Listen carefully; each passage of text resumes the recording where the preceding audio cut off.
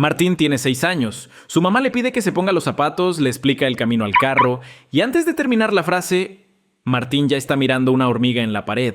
Ella respira profundo y repite: Martín, pon atención. Él la mira un momento y a los 3 segundos ya se fue otra vez. ¿Te suena conocido? Si le has dicho a tu hijo pon atención 1000 veces sin que pase absolutamente nada, este episodio es para ti. Hoy, Luis y Gustavo te van a explicar por qué esa frase, aunque la digas con todo el amor del mundo, casi nunca funciona. ¿Y qué puedes hacer para ayudarlo? Empezamos.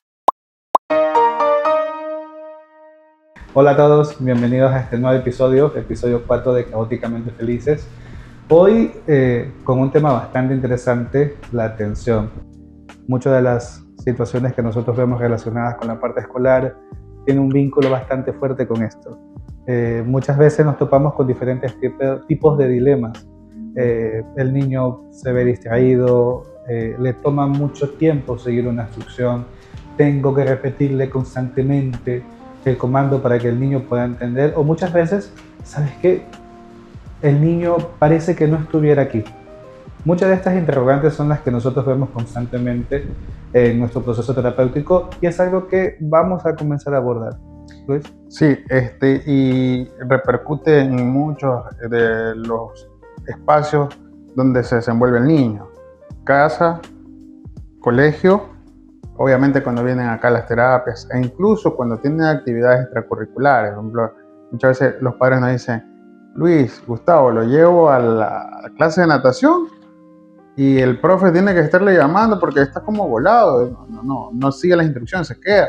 E incluso he tratado de ponerlo en clases personalizadas en tenis para ver si atiende y no, a veces se va a buscar otra cosa, empieza a correr, a buscar, tocar cosas, tocar el césped. Entonces ya tú sabes cómo a nosotros ya se nos prende el foquito cuando nos dicen eso, ¿no? Porque muchas veces se ve, tal como el tema conductual, se ve la conducta, se ve la desatención y rápidamente pues se dice que hay un problema de atención, pero nosotros vemos que más atrás, como el iceberg, ¿no? Hay un tema de fondo muy particular, muy profundo. Y bueno, pues la problemática es esa, que los padres, los profes, incluso otros colegas ven constantemente, se frustran, precisamente porque estamos viendo la punta del iceberg y no el fondo. Y bueno, siempre es agotador, es frustrante para los adultos que hacen parte del entorno del niño, para el niño también, porque sabemos, ya vamos a hablar más a fondo de las verdaderas necesidades que traen como consecuencia estos problemas de atención. Sin embargo, hay que trabajar estas necesidades de fondo y desarrollar atención, y ahí vienen dos temas de atención más adelante, ¿no? Claro, es que aquí es cuando nosotros encontramos la diferencia, cuando vemos la atención no solamente como la parte final. Como muy bien lo dices, muchas veces entramos en la incógnita de que la atención termina siendo como un eje voluntario, algo que el niño o la persona lo puede controlar, pero realmente no es así. La atención es un proceso neurobiológico, es un proceso en el cual se acarrean muchas partes del sistema nervioso, entre esas la alerta, en el cual es muy necesaria. El sistema de alerta, imagínenselo como es un sistema de activación que está dirigida directamente por una parte anatómica que se llama la amígdala, en el cual es la que se activa y se desactiva al mismo tiempo para generar ciertos componentes químicos que hacen que el niño pueda sostener la atención, como al mismo tiempo sacarlo de la atención. Entonces, la alerta termina siendo una pirámide, una base bastante importante donde nosotros podemos sostener esta atención. Pero no solo parte de aquí, porque dentro de la misma situación viene el impulso sensorial. Porque muchas veces, creo que hace poquito tiempo nosotros pudimos encontrar que ya instituciones educativas toman bastante relevante el tema de los exámenes visuales, los exámenes auditivos, porque al final nos damos cuenta que lo que envían los sentidos al cerebro es lo que lo termina nutriendo. Entonces, mientras mejor el sistema sensorial trabaje dando la información al cerebro, este va a poder darle un significado a estas sensaciones. Y ahí es cuando la atención comienza a evolucionar. a las diferentes partes que nosotros constantemente podemos revisar. Pero miren, entender esta diferencia entre un proceso biológico y un proceso voluntario termina siendo bastante relevante cuando observamos la atención. Dicho esto, para que un poco conectemos con el tema de cómo reaccionan los adultos que conforman al niño, incluidos terapeutas o profesionales, al ser muchas veces, o al ser realmente un tema químico, neurobiológico, tenemos que hacer una valoración muy exhaustiva de clínicamente. Obviamente nosotros clínicamente conocemos cuando se trata de un tema sensorial, cuando se trata de un tema motor, un tema ya de trastorno de comunicación que afecta al desarrollo de la atención. Cada uno tiene pues su canal neurobiológico de conducción. Estas formas terapéuticas o de relación para poder conectar, las formas pedagógicas o didácticas dentro del salón, los recursos didácticos, las adaptaciones curriculares, un montón de factores, ¿no? Deben ser elegidos en base a la necesidad y a la condición, el perfil neurobiológico de este niño que está presentando este desafío, ¿no? Por ejemplo, algo cortito, un niño que tiene un nivel de alerta muy alto, que es un niño buscador de información, no va a sostener una atención fácilmente. Entonces, si tú le das un recurso sensorial o le prometes algo para que atienda, si esto es algo hace que el nivel de alerta suba, es decir, que su neurobiología, en lugar de pausarse y buscar otra vía, vamos a exacerbar esta neurobiología y obviamente va a expandirse este desafío. Ahí es cuando entramos en esta lógica de que parece que el niño, cuando está disperso, no entendiera lo que nosotros hablamos. Y cabe bastante ver de que cuando la alerta se dispara, hace muy difícil que el mismo lenguaje pueda ser comprensivo. Y a veces incluso, bueno, tú eres el experto ahí, a veces sabemos observar que la dificultad tiende a ser un poco en el que, ¿cómo ves esos casos de cuando los niños han pasado tanto tiempo con un sistema nervioso desregulado que ahora incluso el tiempo para procesar las palabras termina siendo el eje que limita su atención? Claro, precisamente porque ahí viene el tema de la defensa táctil que lo llamamos en temas sensoriales, pero la defensividad, que este tipo de desafíos ha provocado que esto se agudice.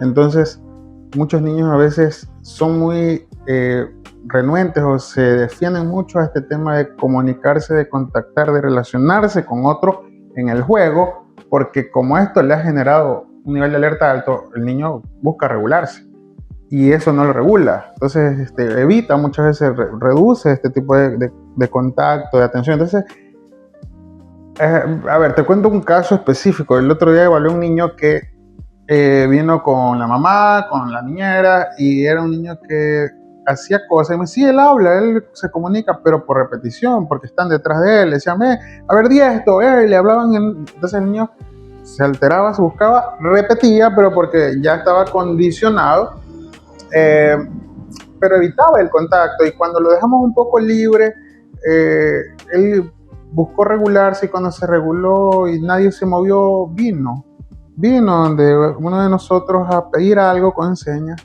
pero mientras tanto era un niño que huía constantemente porque detrás de él estaban hablándole, entonces obviamente estaba disperso. No tenía la capacidad para sentarse, poder observar su espacio, atender qué hay alrededor y entender que debe relacionarse con otros para poder obtener algo. Ahí viene el tema del lenguaje, comprender que quiero una rosquita, si te hago un gesto, pero ya te miré, sostuve la atención en ti, en el objeto, en el alimento y en el espacio. Mira, y de cómo es importante cómo empieza esta atención, porque a veces nosotros creemos que el tema de la atención es algo que nace como una función ejecutiva, pero realmente no es así. La atención se comienza a desarrollar desde etapas tempranas, desde el contacto incluso desde un recién nacido con la madre. Cómo el niño recién nacido logra sostener la mirada, observar el rostro, identificar un gesto. Y partiendo de aquí, cómo nace algo bastante importante, que es la atención compartida, Luis. Cómo nace a partir de aquí, y algo que nosotros estamos viendo bastante limitado últimamente, ¿verdad? Al reducir el número de interacción, también se reduce el número de atenciones compartidas que este niño logra hacer. Claro. Y ahí es donde viene la secuencia en el desarrollo que tú mencionas muy bien, cuando esto se va dando desde periodos tempranos.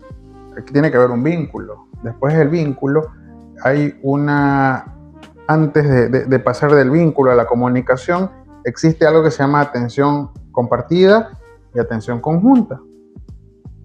Y esta se da, pero también nosotros la podemos fomentar y acelerar si nos bajamos al nivel del niño, al perfil individual que tanto se habla.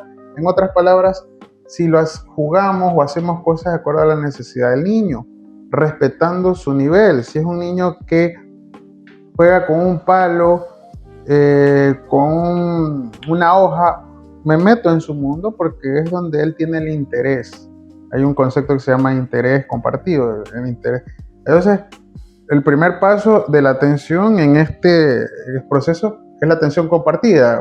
Un ejemplo claro que nos ponían siempre con las personas que nos formábamos, Gustavo, era que, por ejemplo, la atención compartida es que, por ejemplo, ahora aquí estamos cerca de una ventana y escuchamos que hay un impacto. Los dos nos acercamos a mirar el impacto. Eso es compartido porque atendimos a un estímulo. Pero luego viene el otro escaloncito que es la atención conjunta, que ese es más fuerte. Cuando vemos el impacto, Gustavo dice, oye, pensé que era un choque. Yo pensé que era un trueno, algo, que tumbaron la puerta. Hay una interacción. Entonces, ese es el camino donde el niño va construyendo esa atención, porque es una construcción, no es que se da inmediatamente. Pero esa construcción también la vamos fomentando los adultos en base a intereses y en base a las necesidades que tiene el niño. Mira la importancia de la interacción, cómo funciona también con la atención conjunta. Y aquí es cuando nosotros siempre mencionamos, papás, tenemos que aprender a jugar. Tenemos que aprender cómo podemos socializar en el momento del juego. Muchas veces creemos que el interrogante o hacer preguntas constantes termina siendo la forma de vincularme y generar este vínculo tan importante para que el niño sostenga la atención. Pero cuando el juego se convierte en un interrogatorio, al final se pierde este ida y vuelta y termina solamente siendo una interacción propia del niño. Y de aquí, conociendo la importancia, podemos observar de que trabajando esto, la atención se puede desarrollar. Viendo cómo esto es un proceso biológico, viendo que es algo que se desarrolla desde etapa temprana, en el cual tenemos que darle suma importancia a la interacción que tenemos con los niños.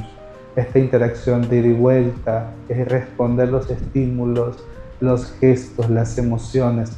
Eso hace que el niño poco a poco vaya fomentando esta atención focal que después nosotros comenzamos a observarlas más en la parte académica. Pero miren lo importante de poder observar esto. Ahora, sabes que nos van a matar porque no vamos a seguir la línea, pero es importante hacer este pequeño paréntesis para explicar y luego pasamos a hablar un poco de herramientas. Porque estoy seguro que los padres, las madres, las profes, todos quienes hacen el desarrollo infantil quieren saber esto. Y para mí es importantísimo este tema, el por qué o qué condiciones o de qué capacidades a veces están afectadas y tiene que ver con los sentidos, porque siempre hablamos de atención y para que un niño atienda o para ver que un niño atienda tiene que mirarnos. Entonces hablamos de la atención visual. Pero Gustavo, tú que eres el experto y manejas muy bien esta parte, cuando hay un problema, un desafío del procesamiento sensorial o de la integración sensorial, uno, dos o varios de los sentidos no está procesando la información de los 8 que generalmente manejamos, los 8 sentidos, obviamente atención visual no va a haber. Uh-huh. ¿No? Entonces, ¿qué nos puedes decir un poquito de eso? Miren, la integración sensorial es un proceso neurobiológico. Eso es algo bastante claro. Nosotros tenemos un complejo que se llama SARA. Es un sistema reticular ascendente, que es bastante importante mencionarlo porque a veces creemos que la integración sensorial es algo que solo representa estímulos, pero realmente no es así. Es como también el cuerpo registra, almacena, modula, discrimina y responde al estímulo. Y este complejo que se llama SARA es el que termina ayudando al niño, es como un filtro que lo ayuda a poder separar los estímulos que se encuentran en el ambiente. Muchas veces hay muchos factores que pueden alterar este complejo, como ello, pues un niño hipersensible, que hay mucha hipersensibilidad en el que no es capaz, que percibe los estímulos de una manera muy fuerte. El problema no es el estímulo, sino el cerebro cómo lo interpreta. O viceversa.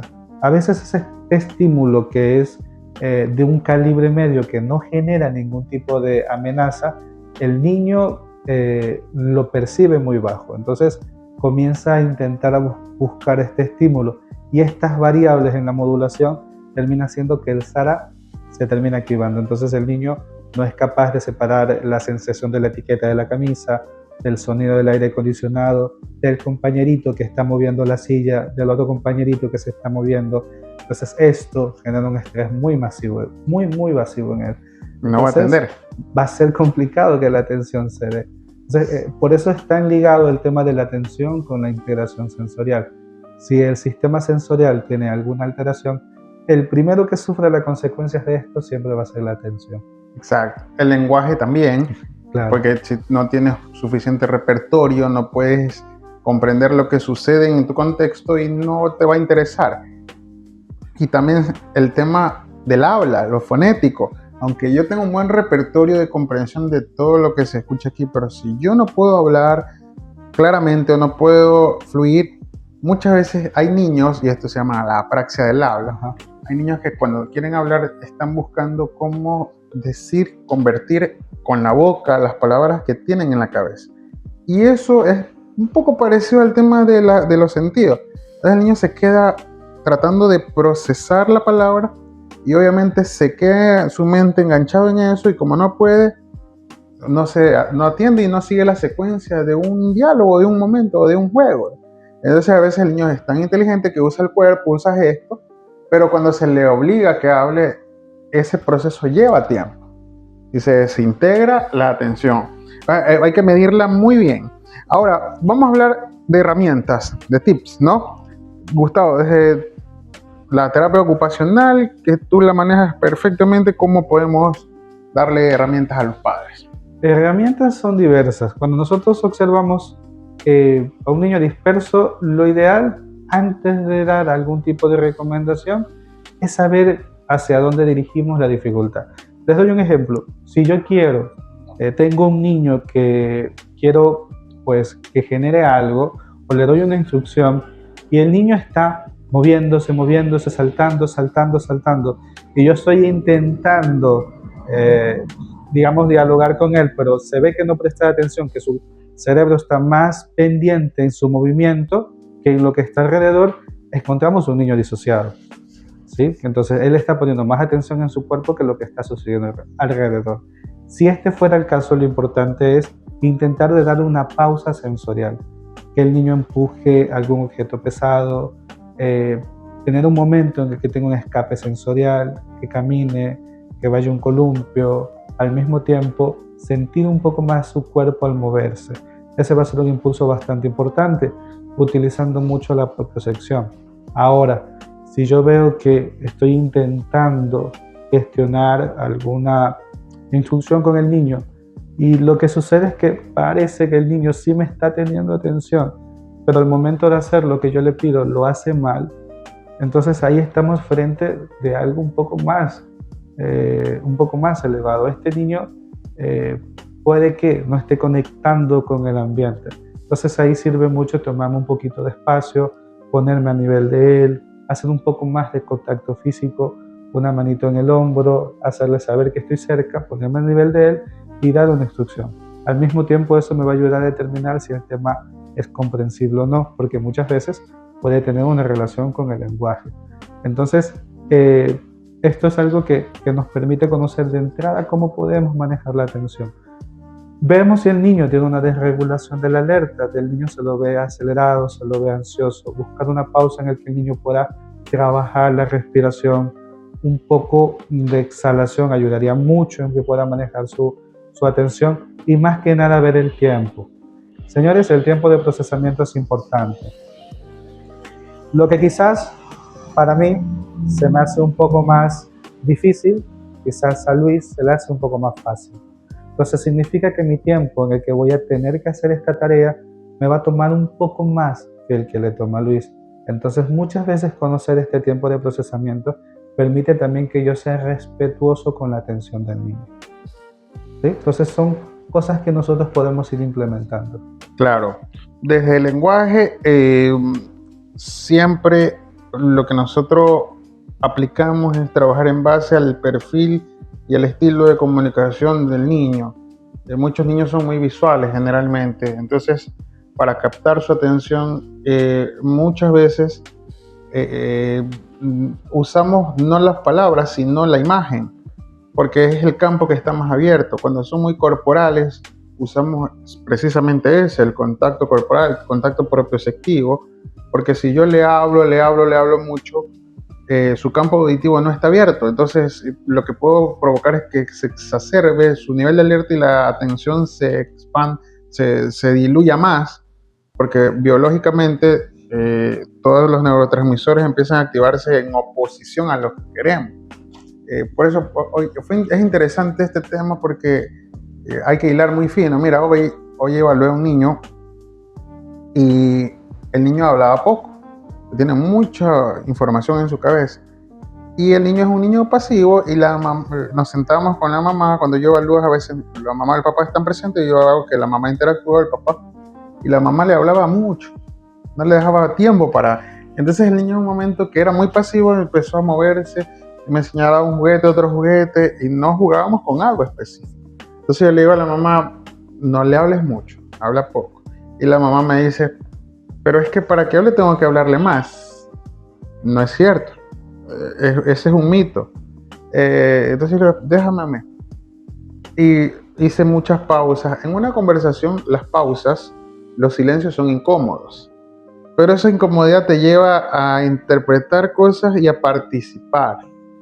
Entonces el niño empezó a hacer gestos, a hacer cosas así, ¿no? A hacer cosas de chiste, pero era por llamar la atención. Entonces ya después dijo, quiero, dame, no quiero ese. Y él empezó a manifestarse y se empezó a enfocar en algo. Entonces le digo, ese es el tema. Con él, con otros niños de pronto no sirve mucho eso. Pero en la comunicación eso hizo que él se centrara en algo, se focalizara en algo y dejó de dispersarse. Muchas veces también usamos mucho las inflexiones verbales. ¿Qué son las inflexiones verbales? Cambiar de tono. Hola, ¿cómo estás? Hola. Eso a ciertos niños les genera incertidumbre y te miran.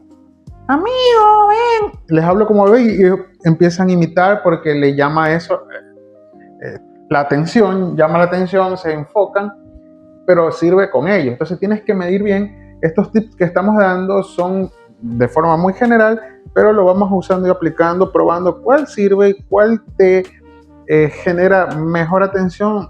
Sin embargo, cuando nuestros niños tienen algún desafío, lo mejor obviamente es hacer una valoración de su perfil individual para saber cuál es el camino más adecuado a seguir. Bueno, pasamos al bloque 5. Nosotros intentamos gestionar el tema el tema del podcast para poder tener preguntas que observamos más frecuentes. Y entre esas tenemos esta, Luis. Sí. Mi hijo se concentra 3 horas seguidas en el videojuego, pero a los 5 minutos de hacer la tarea ya está mirando el techo. ¿Por qué? Por lo general, para el ocio sí hay atención, pero para actividades menos interesantes no. A ver, ¿me permite contestar? Sí, dale. Porque es bastante interesante. Cuando nosotros vemos el tema de la atención en un niño que ya tiene una habilidad cognitiva lo suficiente para sostenerla en un televisor o con un videojuego, es importante diferenciar estas dos facetas de la atención. Una atención voluntaria, que es la que nosotros necesitamos para hacer una tarea, para hacer las funciones ejecutivas que necesitamos para seguir una instrucción, y una atención que es involuntaria, o muchas veces lo mandan como una atención atrapada, que es el tema que generalmente nosotros observamos en los videojuegos. Y en los videojuegos pasa algo bastante interesante, que es cómo el tema del intercambio de imágenes, cómo el tema del sentido de recompensa constante, el cambio de escena y todas estas cosas, termina generando este choque dopaminérgico que termina atrapando al niño en la pantalla o en el videojuego. Entonces no es que utiliza la misma atención, sino que está utilizando una atención diferente, atención contraria, que es la que necesita para seguir una instrucción en alguna tarea. Entonces nosotros observamos siempre esta escena en la que el niño puede estar jugando videojuegos. Y aquí pasa algo que lo mencioné en una charla que dimos en un colegio. Pasa esto de que el niño puede estar 3 horas jugando videojuegos y está con una atención sostenida, producto de la dopamina, que es tan alta, la está teniendo de ahí, pero yo saco de golpe el videojuego e intento que el niño se concentre en la tarea. Entonces, al final lo que hago es hacer como girar una tortilla, decimos, porque indirectamente queremos que el niño entre en una memoria de trabajo.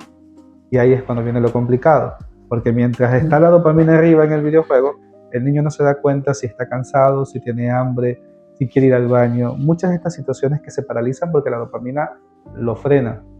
Pero el niño termina de jugar y ahí es cuando siente. Lo siento en la silla y está. Que mira el techo, que mira una mosca, que mira cualquier cosa. Parte también viene el tema de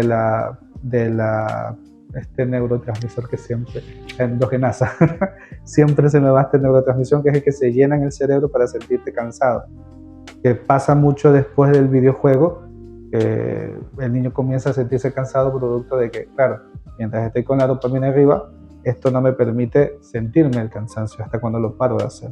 Entonces realmente son dos atenciones diferentes. Como recomendación siempre diría, obviamente bajar el nivel de videojuego, bajar el nivel de pantalla, sería lo necesario, pero si a veces sucede y no logramos controlar, siempre tenemos que tener un espacio de pausa en el que el niño pueda descansar también y al mismo tiempo seguir instrucciones fáciles. Si yo tengo un niño que empezó con mucho tiempo de pantalla o con mucho tiempo de videojuego, comienzo con una instrucción simple, como que le digo, oye, Carlitos, párate aquí frente a mí. Y él no logra pararse, se cae, se mueve, se cuesta, se siente. Este niño no va a poder intentar gestionar una tarea, es hacer imposible. Lo mejor sería que descanse y al mismo tiempo limitar un poco el uso de la pantalla para evitar pues, que la atención también se condicione con esto. Choque dopamínico. Y, a ver, no quiero generar algo polémico, pero ese es el primer paso a la adicción. Adicción, a ver, la adicción no es solo un tema de drogas, de alcohol, de tabaco, adicción. Hay todo tipo de adicción. Pero el uso excesivo de la dopamina, no es malo usar dopamina, ¿verdad? Pero cuando hay excesivo uso de dopamina que generalmente te dan las pantallas, viene el tema de la adicción. Por eso tú le quitas a un niño que está acostumbrado al iPad, a los videos, y llora, patalea y hace berrinche porque es un tema de adicción. Entonces, a ver, pongamos un ejemplo que tiene que ver con estas dos atenciones.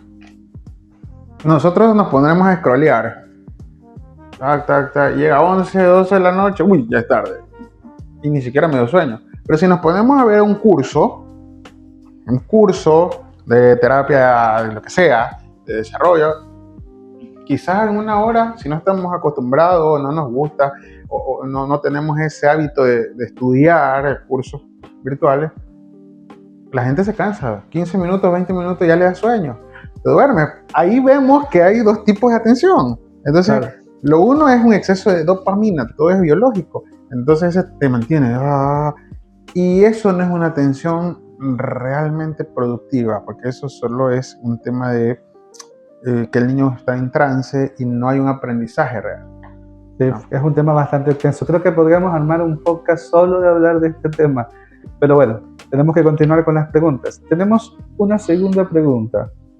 En el colegio me mandan notas diciendo que mi hijo no presta atención y se distrae con todo. Pero en casa no tengo ese problema. ¿Por qué pasa esto? Mira, siempre hay muchas respuestas que podemos dar ahí, ¿sí? Muchas veces va un panorama, muchas veces yo puedo decir como papá, en mi casa no pasa eso, porque puedo tener a mi hijo ocupado, quizás no con tareas productivas, sino con tareas improductivas, le doy el iPad. Entonces no va, número uno. Número dos, puedo darle tareas productivas, dinámicas, porque conozco a mi hijo. Claro. Y yo sé que esto ya tiene un patrón, una secuencia o tiene una rutina. Quizá en el colegio no. Sabes que eso es bastante importante, el tema de que, sabes que yo conozco cómo mi hijo está en casa. Y al final, claro, lo conoces porque tenemos una rutina. Y al tener una rutina, sabes que tengo un ambiente predecible. El niño ya sabe lo que va a pasar. Entonces el niño no tiene que anticiparse. Eso obviamente hace que el niño no tenga este panorama en el que su atención se pueda dividir. Entonces eso es bastante importante. Y está el otro punto también que, a ver, para un niño, nos pasa a todos, pero un niño que está en etapa de formación en el cual está aprendiendo cómo sostener su sistema nervioso, un colegio es como una unidad educativa, es como una selva en el que está envuelto en una cantidad de estímulos tremendos, estímulos auditivos, visuales, táctiles, que al final tiene que trabajar todo el día intentando separar cada uno de esos para poder tener la atención necesaria para controlar o poder poner atención a lo que la maestra está diciendo. Ahora bien, si el niño es capaz de sostener su sistema nervioso, genial, genial. Pero vemos también que a veces este tema se dificulta. Entonces, es importante también ver cómo la diferencia, obviamente, de un ambiente predecible, tranquilo, que es la casa, es diferente a un ambiente que no es predecible, que al mismo tiempo me exige a mí poder discriminar constantemente estímulos, pues termina siendo esto la diferencia. Entonces, es bastante común a veces nosotros observar ese panorama, donde lo principal yo creo que sería un poco más observar hacia dónde está la dificultad en el tema de la atención con el niño. Como lo comenté, verse es un tema que se le está dificultando comprender o al mismo tiempo se le está complicando controlar. Claro, ¿sí? Porque cuando no hay un interés por su nivel, muchas veces obviamente se va a dispersar. Hay que medir qué está pasando realmente, siempre el perfil individual. Por eso a veces para los colegios no es tan sencillo porque hay un sistema al cual muchas veces tienen que adaptarse niños que tienen diferentes perfiles. Nunca me voy a olvidar la palabra de nuestra profesora, de Norita, que decía que hay algo que ella siempre veía que desregulaba la atención en un niño. Cuando el nivel de desafíos no es el adecuado y cuando el lenguaje comprensivo tampoco es el adecuado. Exactamente. Ella siempre decía eso. Sí, los desafíos a veces no van con ellos. Luis, tenemos una tercera pregunta. Siento que me la paso gritando y repitiendo las cosas 5 veces. ¿Hay algo que yo esté haciendo mal en cómo le hablo? ¿Cómo diferencio realmente si no me está escuchando de no me está entendiendo? Viene el tema que hablamos sobre, hay varios, pero uno de ellos es el tip o la herramienta que dimos sobre los estilos o las dimensiones de lenguaje y de comunicación que tienen los niños. A veces los niños están explorando con otros sentidos, que no es el auditivo. El auditivo es uno de los sentidos que evoluciona, es más complejo, tarda un poco en evolucionar y muchas veces nos esforzamos en dar muchas consignas, en decir muchas cosas en un mundo actual donde es un mundo más pragmático, más movido. El mundo de hace 10 años atrás era más de hemisferio izquierdo, que tiene que ver con el oído. Nosotros en el salón estábamos así. El mundo 10 años, 15 años ahora adelante es un mundo más del lado de hemisferio derecho. Es un mundo más kinestésico, más visual, porque hay ahora más cosas. Entonces, la atención se centra más en eso. Entonces, cuando le hablamos, la atención el niño la tiene canalizada en otra dimensión. Entonces, tenemos que entrar por esa otra dimensión para poder estar en sintonía. Eso de forma general, porque si ya hay algo, obviamente hay que evaluarlo, pero tenemos que entender eso, que muchas Claro. veces ya no estamos en la misma sintonía. Mira, hemos compartido muchas ideas dentro de este bloque en el que abordamos el tema de la atención. Yo creo que entender este panorama en el que vemos la atención como un proceso biológico, entender qué cosas pueden modificarla y al mismo tiempo ver qué cosas pueden apoyar a que la atención se sostenga, termina siendo bastante importante. Luis. Bueno, es importante cada vez bajarse siempre al nivel o el perfil individual de nuestros niños, entender cómo es el desarrollo. Este programa, donde Gustavo y yo y las personas que están detrás tratamos de compartir un poco de herramientas, es importante que los padres sigan esto, traten de aprender un poco más, porque el desarrollo infantil no es lineal, es horizontal, es muy amplio y hay muchas cosas que a veces desconocemos, que a veces nosotros decimos, wow, me falta mucho. Así que bueno, lo invitamos a que nos sigan, a que puedan hacernos preguntas para que podamos nosotros también tratar temas que les vayan a interesar y pues conocer mucho la opinión de los profesionales que van a ayudarle a dar una mejor orientación. Muy bien, muchas gracias por la atención brindada y bueno, esto fue Caóticamente Felices. Chao.